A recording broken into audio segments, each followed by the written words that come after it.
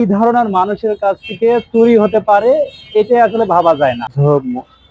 পথচারী একজন মানুষ, একদম এই ভাই চলে আসেন, এই ভাই চলে আসেন।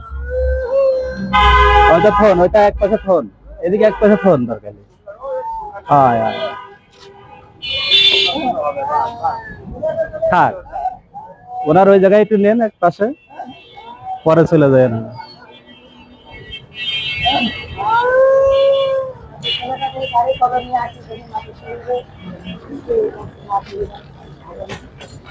ও পিছিয়ে জানা একটু।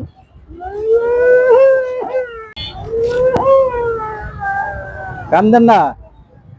শুধু দর্শক মন্ডলী, আপনাদেরকে আমি কথা দিয়েছিলাম এনার একটা ভিডিও এর আগে আমি তৈরি করেছি, কিন্তু ওনার খাবার চুরি হয়ে গেছে। বাজার ঘাট, পেঁয়াজ রসুন, চাল ডাল সব চুরি হয়ে গেছে। আমি ওনাদেরকে কথা দিয়েছিলাম যে আমি ওনাদেরকে বাজার করে দেবো আর কি। তাই আজকে আপনারা এখানে আসছি যে ওনার একটু বাজার দেওয়ার জন্য। এখানে আমি চাল, আলু, রসুন, পেঁয়াজ সবকিছু কিনে দিয়েছি।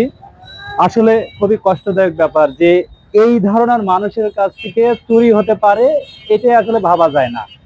আমার কাছে খুবই খারাপ লেগেছে। তাই আমার নিজের বাজার করা টাকা দিয়ে আমি ওনাদেরকে এই বাজারটা করে দিয়ে গেলাম। খুবই কষ্টদায়ক একটা ব্যাপার আসলে, কি বলবো।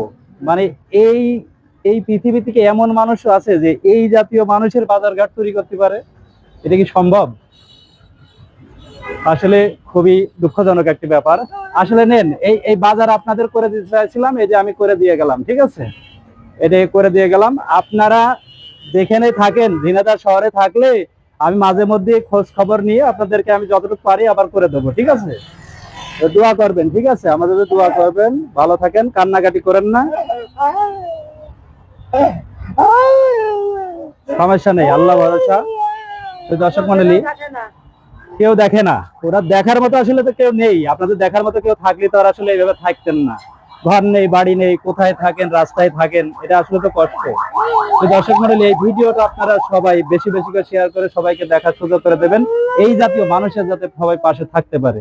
ইনার ঝিনাইদহ শহরে খুঁজলেই আপনারা পাবেন। উনি শহরের পাড়েই, দোকানপাটের পাশেই, ওনাকে দেখবেন। আপনারা যদি কোনো সহযোগিতা করতে চাই, ওনার কাছে এসে অবশ্যই একটু পাশে থাকবেন এবং সহযোগিতা করবেন। সবাই